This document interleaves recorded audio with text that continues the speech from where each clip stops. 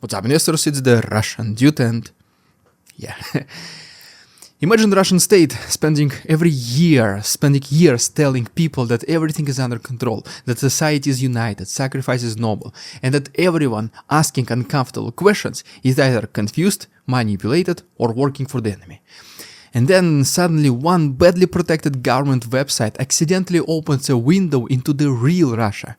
Not the Russia from Vladimir Solovyov's television studio, not the Russia from official military briefings, but the Russia where wives are begging for their husbands to come home, mothers are searching for sons who disappeared inside the military system, families who are asking for just at least basic information, and just in general people who were told to trust the state and now are writing desperate letters to the very same state because nobody else answers them. This is the story of the so-called Desperate Files, an investigation led by Maxim Kurnikov and published through Echo, based on complaints sent to the office of the Russia's Human Rights Commissioner Tatyana Moskalkova and regional commissioners.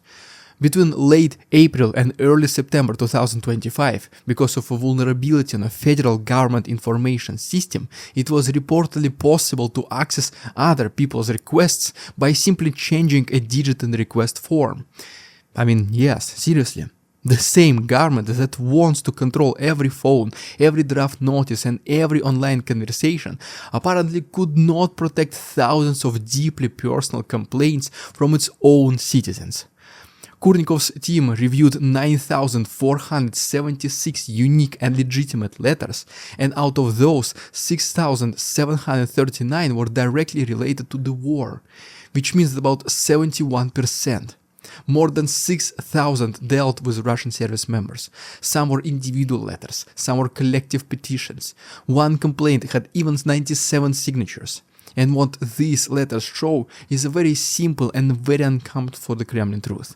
Behind every clean official phrase, there is a family trying to find out what happened to a real person. So today, we are not talking about another tiny village on the map or another loud speech about historic destiny. We are talking about what happens when Putin's war stops being an abstract television story and becomes a pile of unanswered letters written by ordinary Russians who finally discover that the state can take a person quickly, but return answers very slowly, if return them at all. Here's where it gets interesting, because authoritarian systems love secrecy, but they are also often unbelievably sloppy. And sometimes that sloppiness reveals more truth than any official investigation ever would. The website in question had the kind of long bureaucratic name that already sounds like a place where human suffering goes to just disappear into a folder never to be opened ever again. It was a federal information system for human rights commissioners. In Russia, used for requests and complaints to Tatyana Moskalkova and regional offices. On paper, this should have been a protected system because people were submitting sensitive information about family members, military service, injuries, and personal tragedy. In reality, for several months in 2025, last year, that information was exposed because of a simple technical weakness. And that detail matters because these letters were not written for the publicity, for public eye. These people were not making viral posts. They were not trying to create opposition content. They were simply writing to officials because they had already run out of normal options. That makes the archive so incredibly important. It shows grief before it becomes a slogan, anger before it becomes a protest, and disappointment before it becomes a political language. One of the most powerful examples comes from a wife of a mobilized man. She wrote that her husband's mental health was already collapsing, that he had suffered a serious head injury, and that his sick mother, who had trouble walking, had absolutely nobody else to care for her. She said her husband did not want to go to this war, that he was not a mercenary, and that men like him were being pressured into signing military contracts so that everything would look absolutely voluntarily on paper. And then she made the point that cuts literally through the entire patriotic circus. None of the politicians' children are serving there. And that one simple sentence, explains exactly why this archive is so politically dangerous. It is not just about sadness, it is about social inequality. It is about who gets sent, who gets protected, and who performs patriotism from a safe distance. Russian propaganda can talk about sacrifice all day they want, but it has a much harder time explaining why sacrifice always seems to land on the exactly same kind of families. The Kremlin can call this war historic, defensive, sacred, or whatever war they are testing this week, but for the people writing these letters, the war is not a concept. It is a missing husband, a hospital that never responded, and a government office that turns grief into paperwork. And once you understand that, the next part becomes even more important, because a huge portion of these requests were not even about ideology or politics. They were about one basic question. What happened to the person who disappeared? Before we continue, just a quick word about Patreon. If you guys want to see these episodes 6 hours before they go live on YouTube, and if you want to watch an additional chapter, those videos are uploaded exclusively to, once again, my Patreon. Link is down below in the description and the pinned comment. Great way to support our work. Thanks so much. Now let's continue.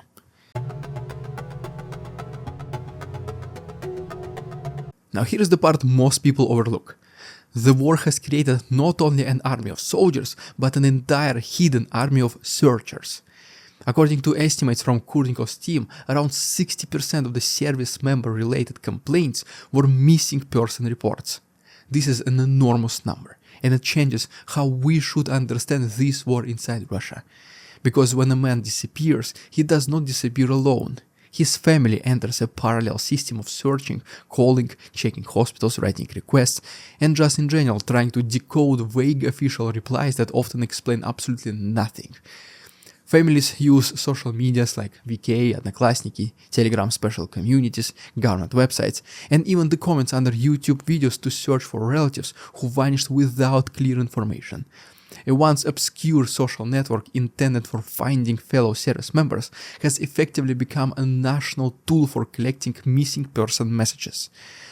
That is not a normal sign of a functioning state, obviously.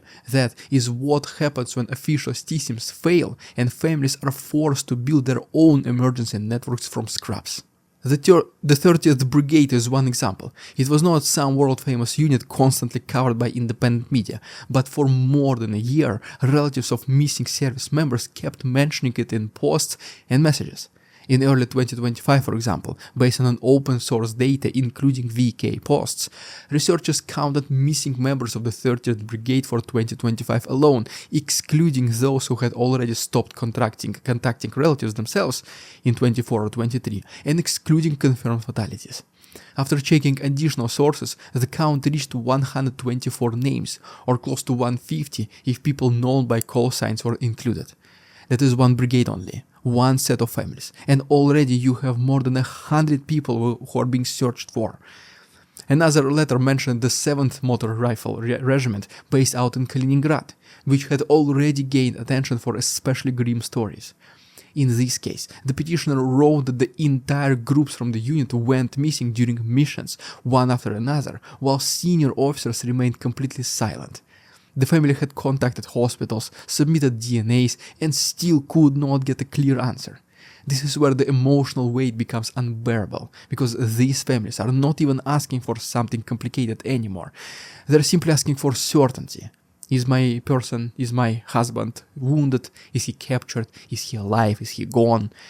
And that is why the phrase, "I tearfully ask you," appears so often in the complaints. It is not polished political language. It is what people write when they have already tried absolutely everything else. Another phrase that appears repeatedly is essentially a request to return the body, which means that some families have moved already past hope, unfortunately, and are now just asking simply for only the closure. This is the quiet domestic reality of Putin's war. Every missing person becomes a family crisis, every family crisis becomes a local story, and every local story spreads through relatives, neighbors, chats, and communities. The state can censor national statistics, but it cannot easily erase the fact that people know when someone from their town disappeared and nobody can explain why and where. And this is where the story becomes even more cynical, because the problem is not only that people go missing. The problem is that the military bureaucracy can label people in ways that protect the system and punish the families. Just imagine this. Possible only literally in Putin's Russia. Let's talk about it in more details next. The next part is extremely crucial because one of the ugliest things in these complaints is how paperwork becomes a shield for the authorities. There are cases where injured soldiers who reached hospitals were later listed as AWOL. Once that label appears, the military can avoid responsibility, deny allowances, complicate compensation, and make it seem as if the soldier himself, not the system, is the problem. And according to the complaints, this label can be applied not only to people who actually left their units, but also to injured men, people who are no longer alive, and even service members who are still active but somehow appear on paper as absent. That is the kind of bureaucracy that only makes sense if the goal is not truth, but self-protection, self-preservation. A person can be real enough to be used by the state, but not real enough to be paid the very next day. To further complicate things, Defense Minister Andrei Belousov's reports that 97% of those injured in combat end up redeployed. And this is official statistics, according to the Kremlin. Officially, that can be presented as efficiency or resilience, that's what they do. But from the point of view of families, it raises a very different question. If almost everyone is being sent back, then how many people are actually getting the recovery they need? How many are being pushed through the system because the machine constantly needs more bodies? Some complaints describe injured men being forced back into service instead of receiving proper treatment. Others mentioned extreme abuse inside military units, punishment sites, and commanders using fear to control soldiers. To keep this video community friendly, we obviously do not need to describe every detail, but I'm sure you heard about the so-called nullifications.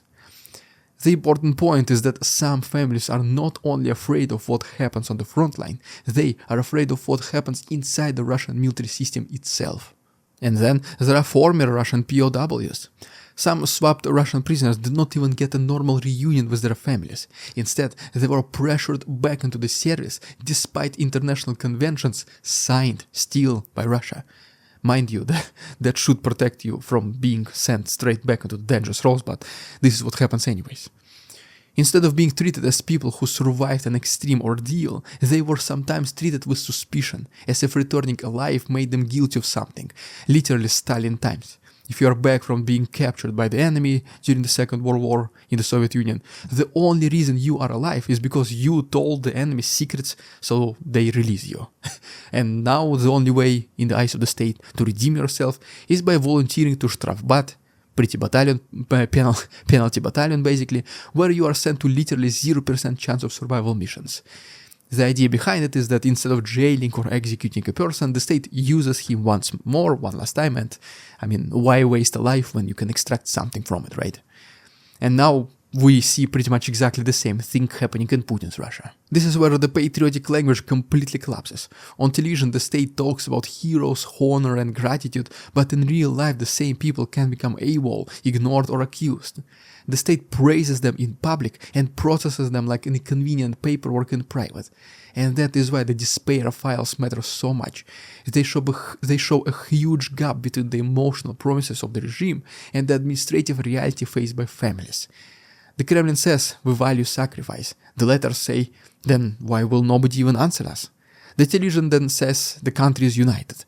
The complaints say families are being left alone with silence. But this is not only a story about bureaucracy, it is also a story about empathy. And that is where the contrast between real journalists and studio patriots becomes impossible to ignore.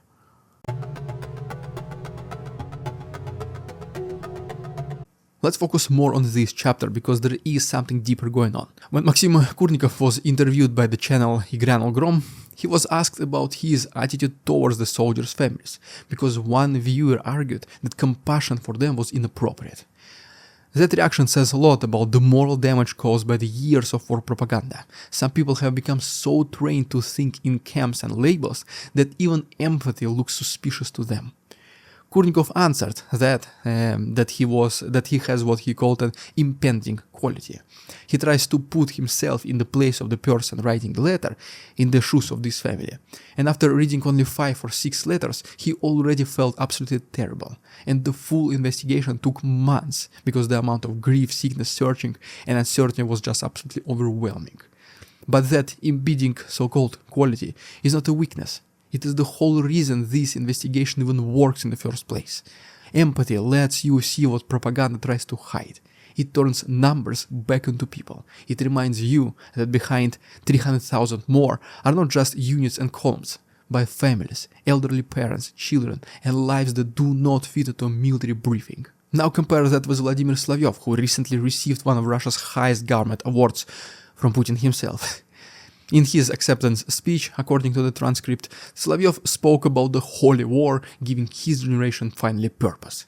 And maybe that sounds powerful in a studio under lights, surrounded by people who only agree with him, personally selected by him as well most likely, but place that phrase next to a mother searching for her son or a wife begging officials to return her husband, and suddenly it sounds completely empty, even insulting. That is the moral split inside Russia right now. On one side, you have the professional patriots who speak about destiny from safe rooms. On the other side, you have the families living with consequences. One side talks about purpose, the other side asks why nobody answered the phone. One side talks about some kind of victory, whenever, wherever. The other side just submits DNA samples and waits for nothing. This gap is becoming harder to hide. Independent projects are building what we can call a counter-archive of the war. ECHO published once again Kurnikov's investigation, Mediazona continues collecting obituaries of Russian service members, Verska published a list of 101 Russian senior officers implicated in extreme abuses against their own soldiers. And then we have Votak, which assembled a similar list with 60 names. These projects do not just criticize the war in abstract terms, they collect names, documents, complaints, and establish patterns. And that is exactly why the Kremlin targets independent media so aggressively. ECHO is labeled as unwanted organization, journalists are declared foreign agents, websites are blocked, access becomes harder, but the more families search for answers, the more useful these outlets become. Because state television is not built to answer personal grief, it is built to produce emotional fog. The danger for the Kremlin is not that every grieving family instantly becomes political. That is not how societies work. The danger is that more people begin to feel that the official narrative has nothing to say to them anymore. When your family is waiting for information, another speech about historical greatness simply does not help. When your son disappeared, Solovyov's holy war language sounds completely ridiculous and most likely even humiliating. And once people realize that, they start looking elsewhere. That is exactly how underground archives appear. Now here is the part that connects all the dots. This investigation appears to be only part 1. That means the archive may contain enough material for dozens of future articles, deeper investigations, and even serious academic work. The complaints are not limited to Russian service members. A large portion concerns legal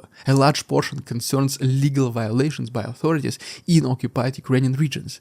Other letters involve the rights of Russian inmates. So this is not just a military-related only archive. It is a map of how the war has distorted Russia's legal system, military system, and the relationship between the state and ordinary people. For years, the Kremlin tried to keep the war abstract. It turned to the maps, speeches, medals, and patriotic mythology, but the letters drag it back into everyday life.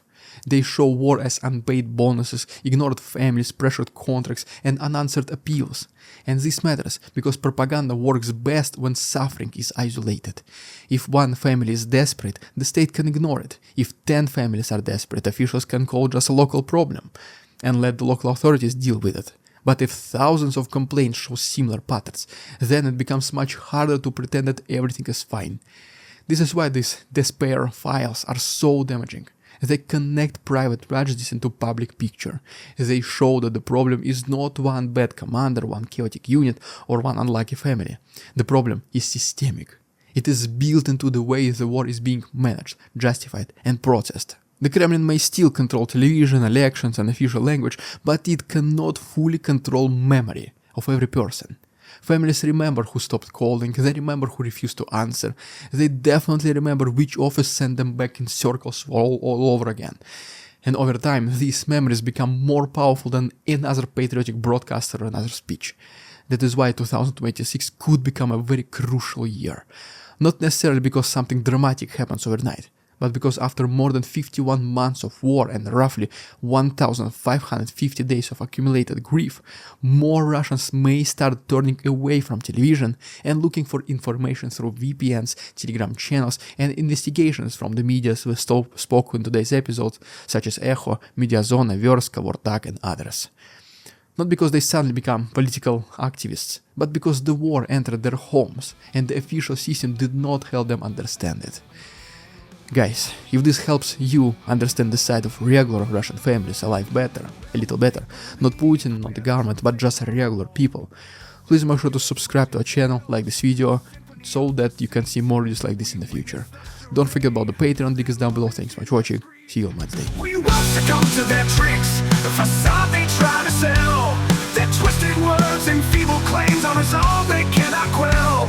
We see through their lies, their feeble attempts to sway.